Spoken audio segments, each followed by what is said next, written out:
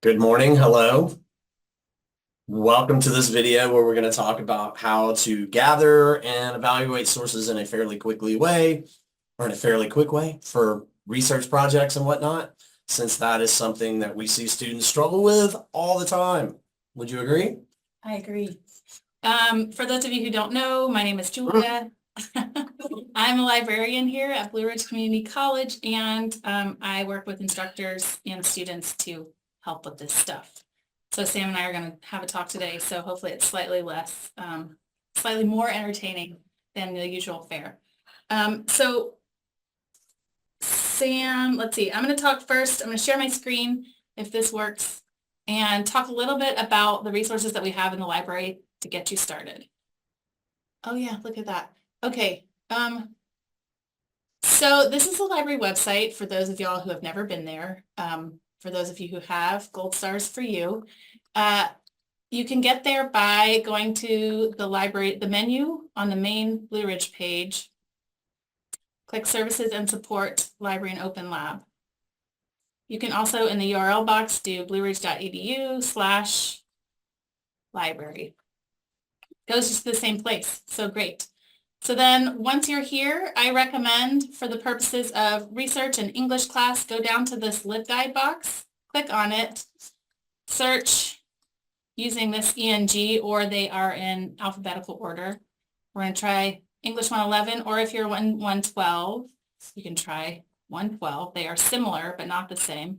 But today we're going to look at English 111's pages. So this morning we're going to be loosely using this website as a structure for what we're going to be talking about. And this research cycle graphic is also really helpful for thinking about what you are going to be doing for the purposes of this project. And so y'all and Sam have already talked about developing your topic, but we are going to talk just briefly about things like what you already know. Sam, do you want to talk about the beginning stages? Sure. I mean, yeah, you will probably have heard a lot of this, as Julia just said, in class, but when you're thinking about developing a topic, whether it's a topic where you need to incorporate research or not, you should think about what you know. Do I know enough to provide a perspective or an opinion that is informed, or is that something I need to supplement with outside research? But I think most importantly, and y'all have heard me probably say this a million times at this point, you should always be searching for a topic that you care about, that you have a passion for, either that you already know something about and have a strong perspective or point of view on, or one that you are genuinely curious about knowing more about, because those are the things that are going to help propel you through the process of writing the paper, particularly with the research process. If you don't care about your topic, it's going to be hard to want to pull sources and read and take notes and all the things you need to do. And on the other end, on the back end of it, if you don't care about your topic, it makes it that much harder to write something that anybody would care about reading. So that's always where I start when I'm trying to develop a topic.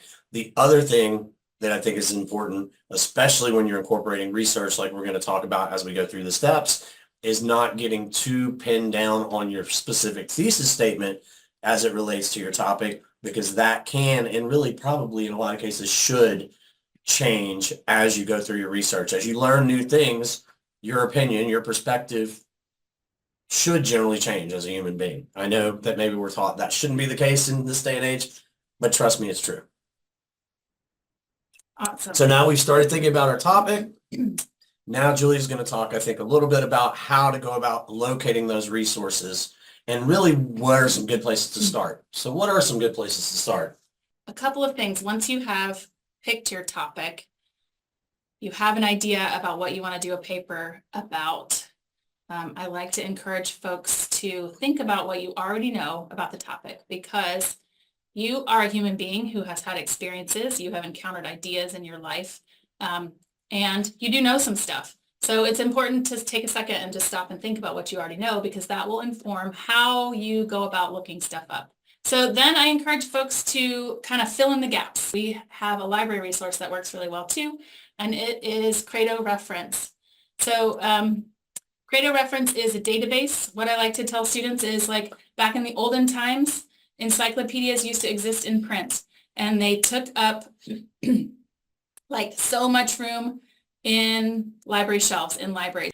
All of those reference sources that are encyclopedias that have short articles about a small topic, they all have been smushed and digitized and put into this Credo reference source. So we'll talk about Wikipedia in a minute, but it's like Wikipedia except from the library instead of just on the internet. So Credo is a really great place to search for a topic. Look, I'm just going to search one that's already up here that you need more information about. So I'm not an expert on homelessness, but this is what I want to talk about for my topic. And so it will give me ideas that I haven't already thought of. One of the things that's really cool about this is that you see there's like a general definition and a quick little encyclopedia article from the Encyclopedia of Housing. And then there's a list of other articles about homelessness specifically. And then the coolest part of Credo is this little mind mappy thing over here. And each of these connected topics is another article. So if you're interested in homelessness, like if your topic is homelessness, but you're mostly interested in how to get homeless folks housing, or let's say you wanted to be a social worker and you want to focus on, placing people in housing resources, then you could click this article and get information specifically about different types of housing. So this mind mappy thing is very helpful in the Credo reference database. I am going to talk a little bit about Wikipedia. I think Sam generally talks about it. We're on the same page about it. Wikipedia is a great source to use at this point in your research. It's another encyclopedia. It is, back in the olden days, anybody could edit Wikipedia, and that is still sort of true to some extent, but Wikipedia now has an editorial process where people who are experts, even if they're just like you and me sort of experts, can go through and edit the articles and make sure that the information in them is more relevant and more correct and accurate than previously in the olden times. But so this is still a good place to look up stuff at this point in your research. And I usually say, I'm looking up homelessness, I usually say to students, Wikipedia is fine to use to gather background information to fill in the gaps in your knowledge as you're beginning to figure out what topics and what keywords and all kinds of things that you're going to use in library databases. But Wikipedia is not something that you should cite in your paper. It should not be one of the 5 sources in your paper. And honestly, neither should the Credo articles. Encyclopedia level sources, if you are doing academic research, are generally, like if you use them in big fancy college, you will get bad grades. I don't know. Well, they're usually just too generic, right, to give any good information. Most of the reason you're going to be using sources is to express a particular point of view, especially if it's an argumentative or persuasive research paper. And Wikipedia is not going to give you that sort of a perspective from which you can make your case from. Plus, some of the things about editing, even though they are better, make it a little less than credible or trustworthy. But yeah, it's a great place to start your research. Just don't think of it as an end game, i.e. one of your sources. Got it. So the other thing that people like to point out is, I'm going to go ahead, look on the side, you can navigate, click right on that references link. And what this does is it takes you to the bibliography for the article. So the people who have done the work to write the article have cited their sources just like you will in your paper. And you can sometimes track down those sources. And these are credible sources, usually, that you can track down and get to the source of the information that the people writing the Wikipedia articles are about. So this can be a good place to look for sources that you could possibly use in your paper. Okay. What's next? Oh, okay. So this is when I get to talk about library resources. And now I'm going to go right back to sharing the screen if I can figure it out.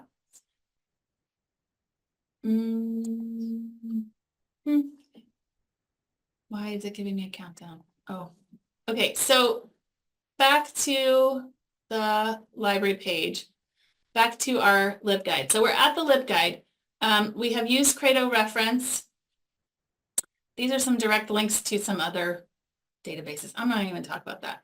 So the main idea about doing research. So you have thought about what you already know. You have filled in the gaps of your knowledge using Credo and Wikipedia. And now it's time to find your sources.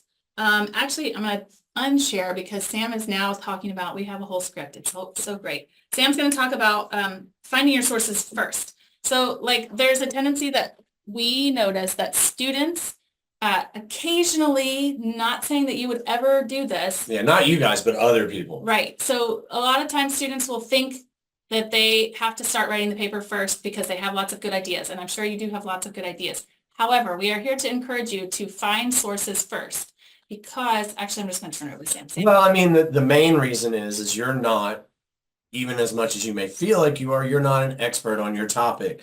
You are still learning in the learning stages, and therefore to give you credibility in what you're saying, it's important that you have other people with fancy degrees or more time in the game to give their perspectives, and by using their perspectives, you give your writing credibility. It would be like, you know, somebody who's an actor, like a Tom Cruise, trying to write something about the opioid crisis. He's not credible, so he would need to rely on other people who have expertise. The same thing applies for you. So finding sources first is going to give you a good perspective on what's the right kind of way to go about arguing or just explaining your topic.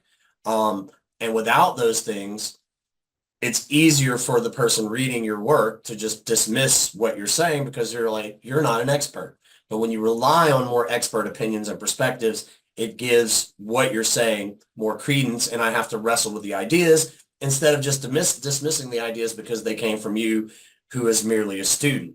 Another important thing I think about gathering information that I like to preach to my students is trying to get more sources than you need is absolutely critical. So like, for example, in my class, the research paper is 5 sources minimum.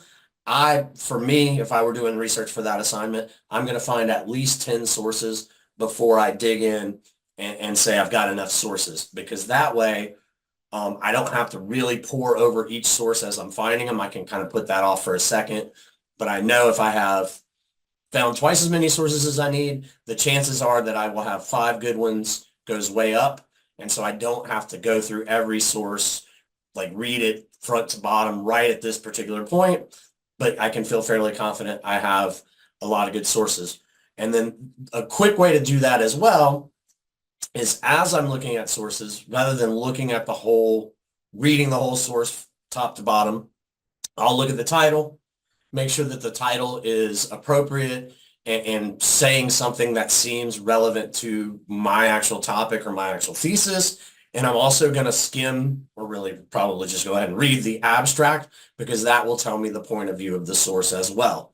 So those are some quick kind of down and dirty little things I think about as I'm starting to pull sources. And now I think Julie's going to give you a little bit more in depth on how to figure out whether the sources you're looking at are actually credible and are going to be useful sources to your project. So,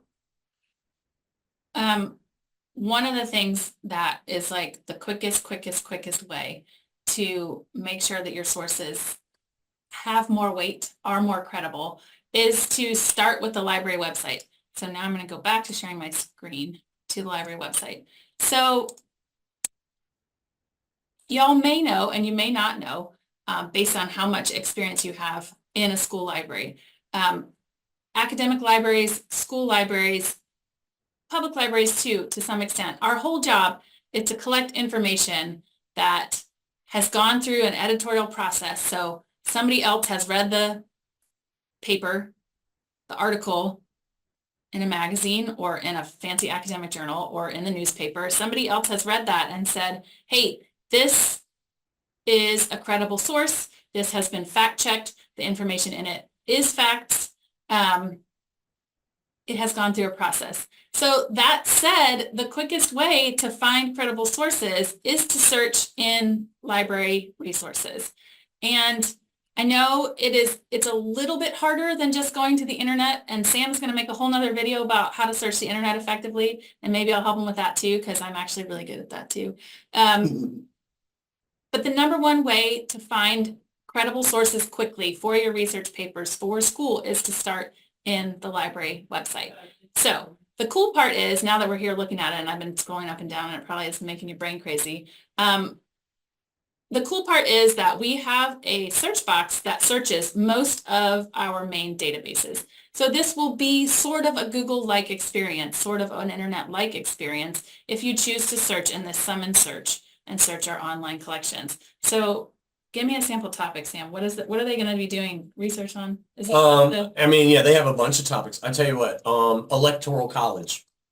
good? That's one that's appropriate for the year we're in. So I'm going to search I'm just going to use the words electoral college. And I'm going to do this search, and it's going to be great. So you'll see here that I have 458,000 results. That's a lot, but That might take an afternoon to go through. You probably don't want to do that. Yeah, we're not going to look at all of them. When I search on the internet, let's see if it still counts how many websites I get. No, it doesn't, because the internet is weird now. So it used to be that up at the top, it would be like 5,000 billion mazillion websites. But as you all know, look, it's got at least 10 pages worth of like sources. So anyway, the internet brings you like a bazillion gazillion sources, but we're not even going to talk about the internet today. We're going to talk about this, search results. So the first thing I tell folks to do is, so when you do this first search, let me think if this is right. You can also find books in our library. If you click this library catalog business, then you will only find books in our library, and you'll see, look, a book, and you can go to the shelf and you can find that book. So should you prefer reading things in print and you would like to check out something in the library, we do have that option. When you unclick this box, you will still find potentially ebooks that we have.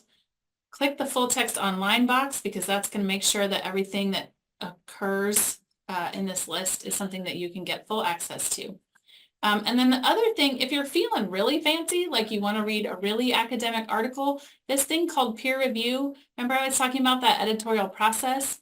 This peer review process is a whole nother process where this whole, like, they pay people, not very much money, but they pay people to other experts in the field. So if I was a professor in sociology, they would pay other professors in sociology to read my paper and say then that it was peer reviewed, if they agreed with my facts, if they agreed with my process, all that stuff. So if you're feeling really fancy and or your instructor requires you to, you can click this peer reviewed box, and then you will only get articles, journal articles, as you can see my little cursor doing, that have been peer reviewed. So that's extra fancy. And you'll see it went from 458,000 results to 13,000 results. Now, you're not going to read all 13,000 results. Why not? And that's fine. It would take forever, and it's dumb, and they're not all relevant.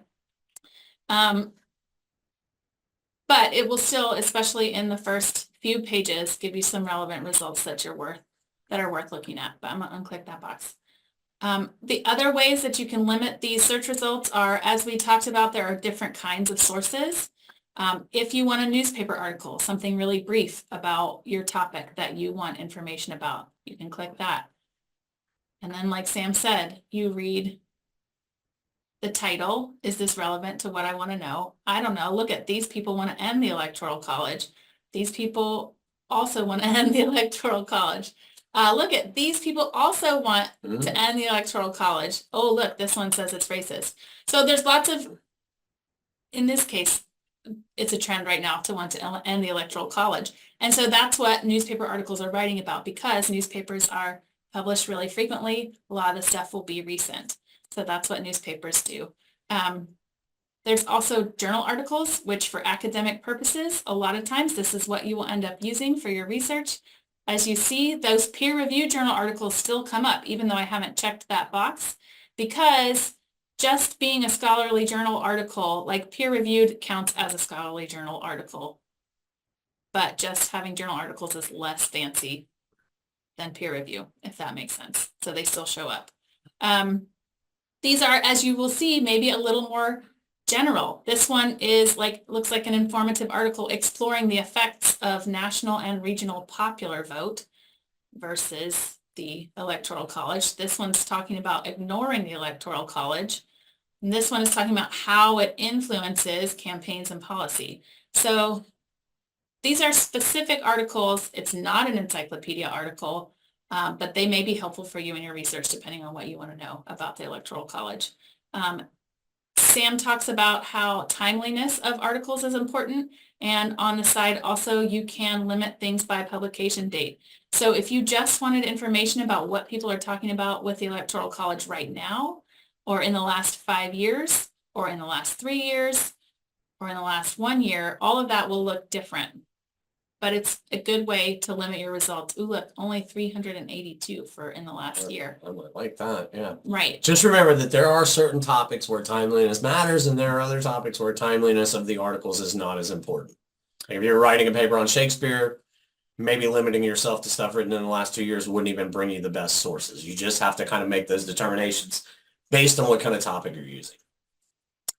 Okay, so this is what this all looks like in the library database. I'm going to click this. We've talked about, our main topic is how are we going to evaluate our sources quickly? How are you going to find articles that you kind of feel good that they might be relevant to your topic?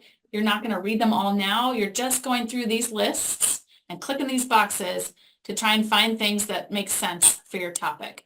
So once you're in the search results thing and you find an article that the title looks interesting, you can click on it. And like Sam was saying, you can then access the abstract. And this gives you a summary of the article without having to read the whole thing.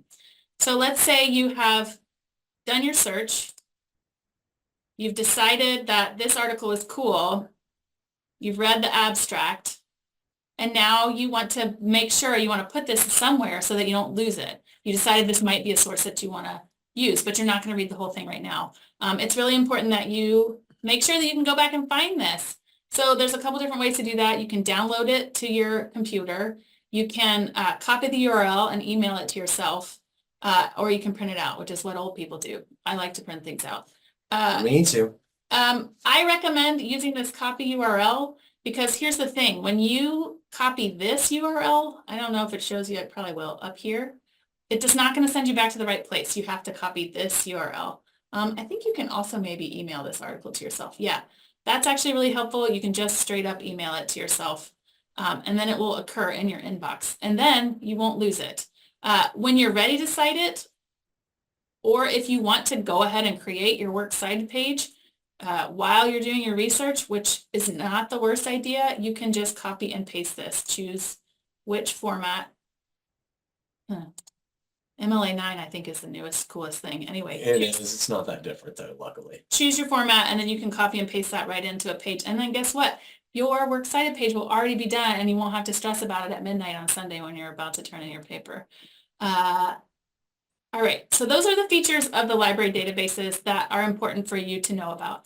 And I'm just going to continue to encourage you when you search. I'm going to turn off the screen sharing. When you search in the library database, you're automatically ensured that the sources that you have will be credible. And it doesn't mean that you don't have to do some critical thinking by reading the title and the abstract to decide if the article is relevant or not. It doesn't mean that you don't have to pay attention to the date that it's written.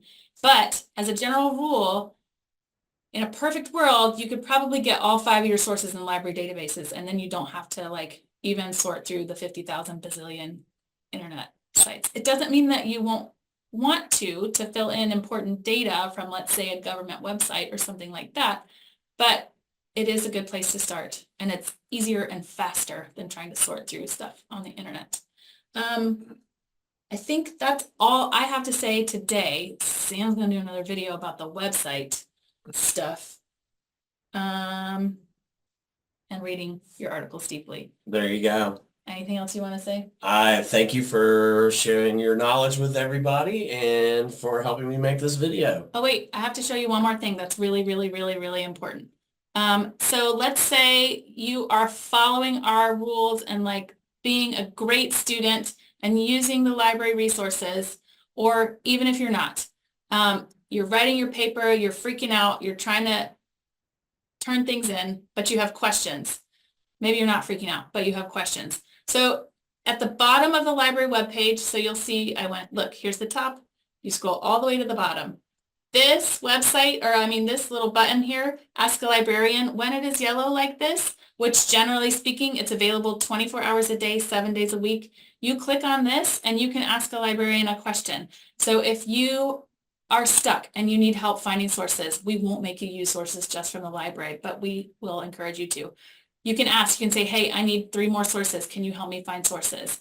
If you need help citing your sources, you can ask that question. If you found an article that you really loved and you didn't email it to yourself like I told you to, you can come here and say, help, this was what the article was about. This is a word that was in the title, and we can probably like 95% of the time help you find that article again. So this is really important. Ask Librarian Chat is available 24 hours a day, 7 days a week, even at 2 o'clock in the morning on Sunday. So I'm not available at 2 o'clock in the morning. yeah, neither Keep that in am I. mind. Neither am I. We pay people to do this. So yes, that's it. I'm going to stop sharing and we're going to say goodbye. Thank you very much. Thank y'all. Bye. Almost saying thank